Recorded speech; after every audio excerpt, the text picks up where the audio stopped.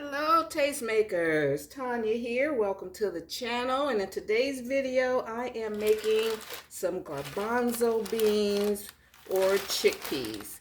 These are my favorite beans of all times, and I want to do this video for two reasons. The first one is I'm getting on my black bean video, quite a couple of people have told me that they were new to dry beans and wanted some, insight on how to prepare them. And then it's a cold, blustery day, and chickpeas are my favorite. So I'm going through I'm doing a pantry challenge, and I'm doing Veganuary. I'm doing meat-free meals this month.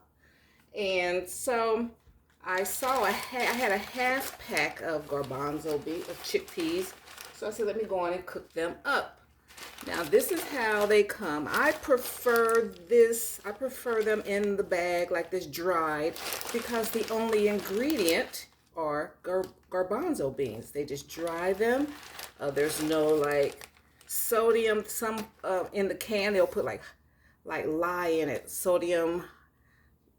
They'll put salt in it, and they'll put some other preservatives. But when you do it like this, you only get the beans. And I'm watching my salt intake, so I like to control my sodium. So what I do, you take them. Because it's normally just me that eats them. I'll take half of the bag. If I use the entire bag, I'm going to freeze, which I do from time to time. I'll freeze any leftovers, and I soak my beans overnight. And yesterday at this time, I put them in soap water. And it may be every 6 hours or so. Like if I'm in the kitchen, I'll just go in and I rinse my beans a lot because they're hydrated. And so you're just rehydrating them. But beans have lectins in them. It bothers some people, and some people it doesn't. But to minimize the lectins in the beans themselves or any oxalates, I rinse them, I soak them, rinse. I might do that 4 times. And so this morning when I came down, I saw these beans. I remembered I soaked them last night. I rinsed them off again, and then this is new water. Okay, so they're just being rehydrated. And so you see how plump they are now. So those are beautiful. So I'm going to put them in. I pressure cook them. Now let me tell you about nowadays, you don't have to soak them overnight.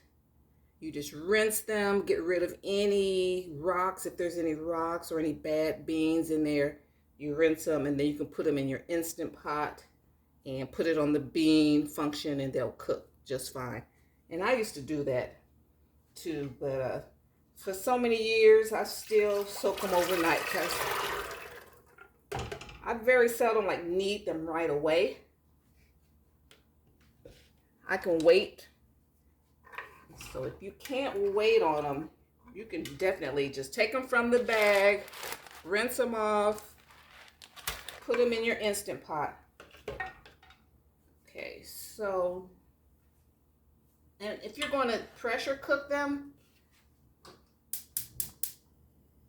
when you put your lid on a pressure cooker, there's a lot of pressure in there. And so there's not a lot of evaporation that happens until you open the lid. And so I put maybe, because they're going to plump up some more. And so I might put like 1.5 inches of water over the beans. You see this?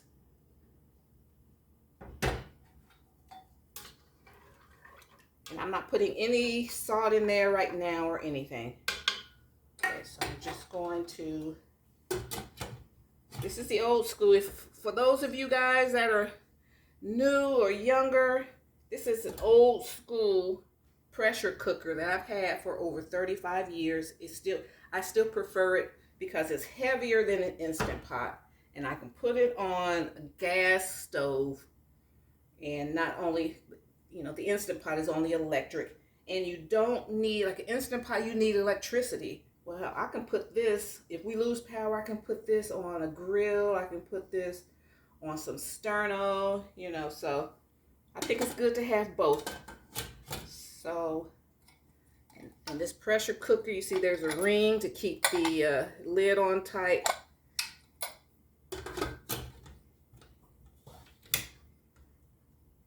And the Instant Pot is a pressure cooker too. It's just an electric one. Okay, and then when the pressure builds up in there, just like an Instant Pot, this little lever is going to pop up, and the Instant Pot has a quiet little pressure thing. But this, I like this because I grew up, you know, when your pressure is too high or too low, you know, by the way this moves, you know, if you need to turn it up, you need to turn it down or whatever. Okay, so those are my tips. That's how I do my beans. And I've been doing dry beans since my mom cooked a lot of pinto beans. We love pinto beans. So starting about when I was 10 years old. So about 50 years, over 50 years. And I make a pot of beans once or twice a week. And when I got married 32 years ago, my husband was not big on beans at all. His dad wasn't big on beans because he was in the army. But my husband wasn't big on beans, so I pretty much was just making them for myself. But now he eats them. Yeah. So when the pressure builds up, and one thing about pressure cooking your own beans, you have to kind of, you know, we couldn't rely, I didn't have like a bean function or different functions on it. You have to learn how to test it, and by experience, you learn, well, it might take 30 minutes once the pressure builds up to cook these beans. You know, you really had a lot of trial and error. And I think that's what a lot of cooks miss nowadays. YouTube is a good resource, but people want the exact measurements or the exact timing and everything exact, and cooking is a trial and error. It's you learning. You might burn up something, and you know next time, well, I kept that on too long. And that's what makes cooking fun and from the heart, because of the experience you gain. Okay, so I'm giving you my guideline. This is what works for me. So we'll come back, and I'm gonna make this a soup. It's winter time, so I like soups a lot. Okay, so I'm gonna get my veggie stock, chop up some aromatics, some onions, peppers, and celery, and then when the beans are done, we're gonna put it all together.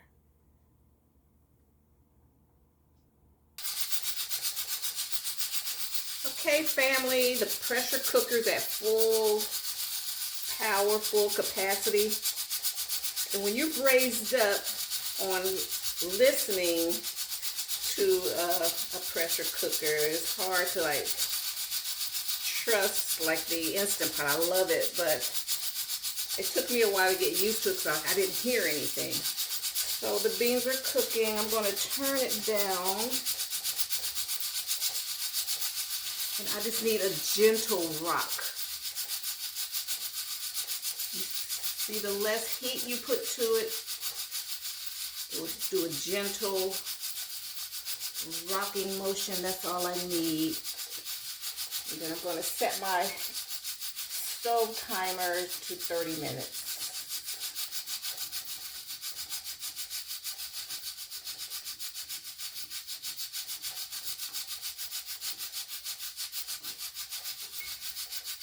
And they'll be done. Gentle rock. So while that's cooking, I'm cutting my peppers and my onions and celery. And I'm going to fry that. I'm going to cook it, get a little caramelization on it before I put that in with the beans.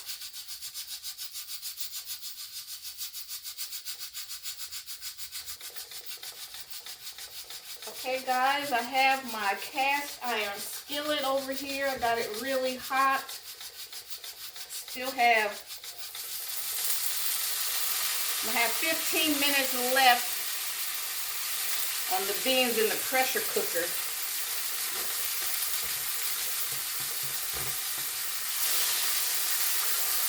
So I like to get these fried up a little bit.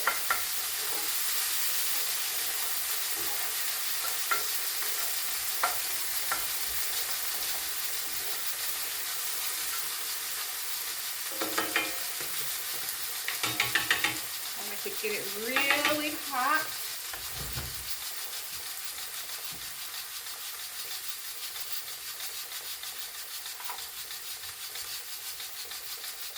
Defrosting my veggie stock.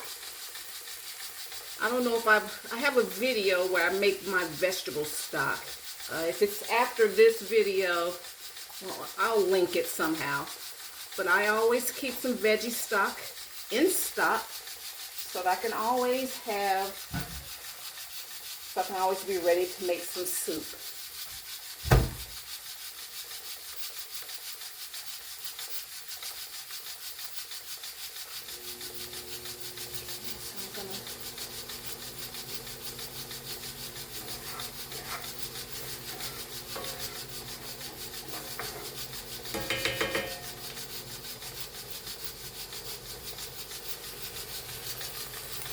Just fry that up. Let these soften a little bit.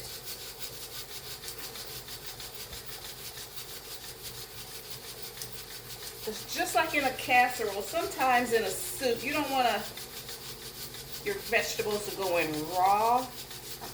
I mean, it depends on the recipe or whatever, but you know, to me, my way of doing it, I like to cook these off.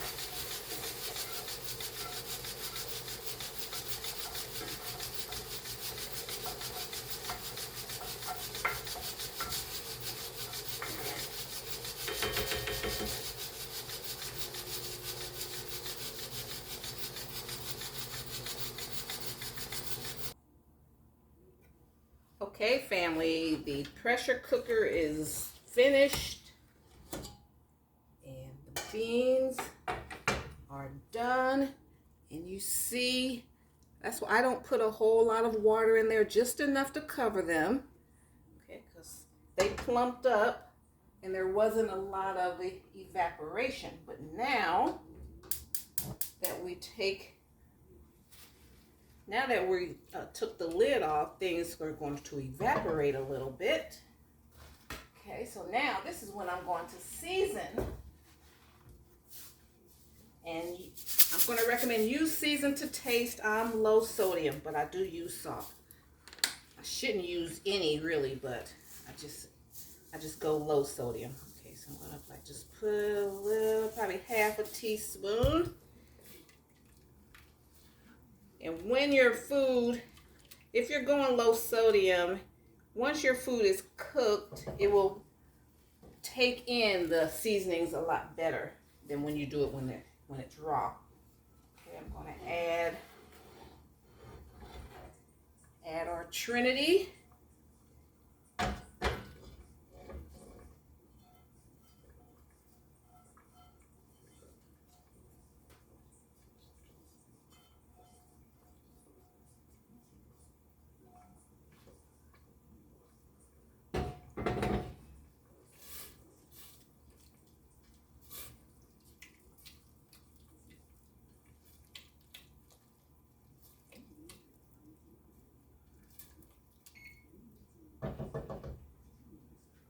That's my timer.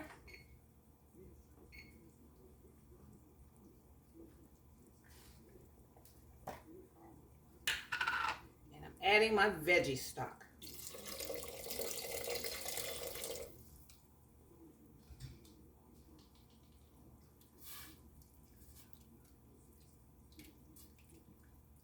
And I like a clear broth soup. I don't add, because first of all, this is a meat-free, dairy-free. This is a vegan meal. Let's see. So we're not going to add any animal products at all. Wow.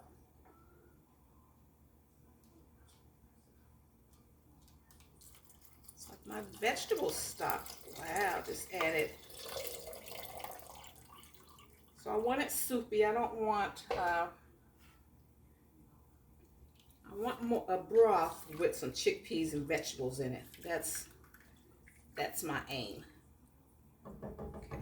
So I'm just going to let this come up to a boil, and then we're going to do the final tasting. Okay, tastemakers. Okay, family, the soup is ready. And this is exactly what I wanted. I wanted a nice vegetable stock with some chickpeas. And this is my soup here. I'm just going to take a little bit right now because I had a good breakfast. Let me taste.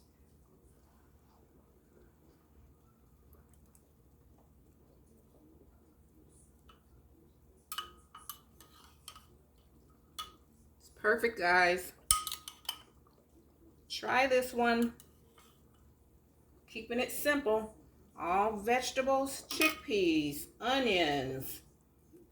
Chickpeas with onions, celery, tricolor bell peppers, and a vegetable stock with a little bit of kosher salt and a little bit of Cajun seasoning, Creole seasoning.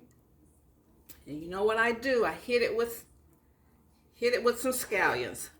So that's the base of all of my soups, 95% of the time. Onions, celery, bell peppers, garlic, vegetable stock. Then some days I'll add cabbage to this. I have me a cabbage chickpea soup. I did a video on that. Then when I got black beans, I'll do this, but I'll make more of a sofrito, add to the black beans, pinto beans. Yeah, so you don't have to like prove to people that you can put you can cook because you can put 1,000 ingredients into something. It's having a foundation. You know, like Chinese food has their foundation, and French cuisine, and Mexican, and Latin cuisine, and people in Louisiana, you know, the mirepoix in France, and the Holy Trinity, and you know, and African American food, Southern cuisine. You know, onions, celery, bell peppers.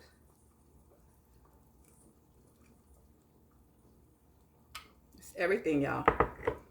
Okay, guys, I want to thank you so much for your attention today, and I hope you learned something. And if you got anything out of this content, out of this video, I would welcome you to hit that thumbs up button, and that means you liked it. And if you're new, if you like my vibe, hit subscribe and join the tribe, the Tastemakers tribe, and hit that bell notification so you'll be notified the next time I upload any new content. All right?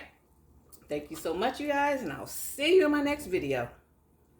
Bye. Bye, Mom.